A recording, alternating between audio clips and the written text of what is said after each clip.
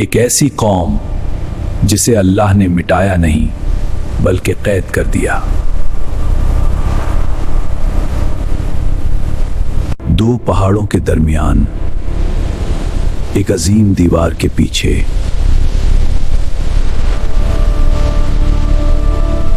वो हर रोज उसे तोड़ने की कोशिश करते हैं लेकिन नाकाम हो जाते हैं।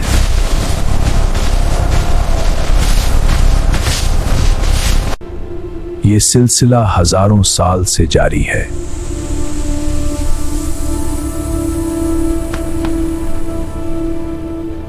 यहां तक कि एक दिन वो कहेंगे इंशाअल्लाह,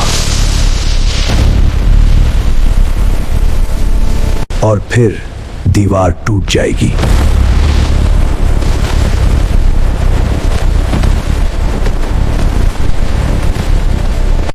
इनका पहला लश्कर समंदर पी जाएगा।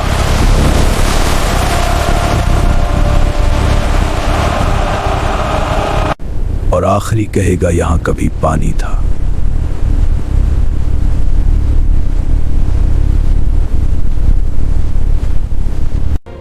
सवाल ये नहीं कि वो आएंगे, सवाल ये है क्या हम तैयार हैं।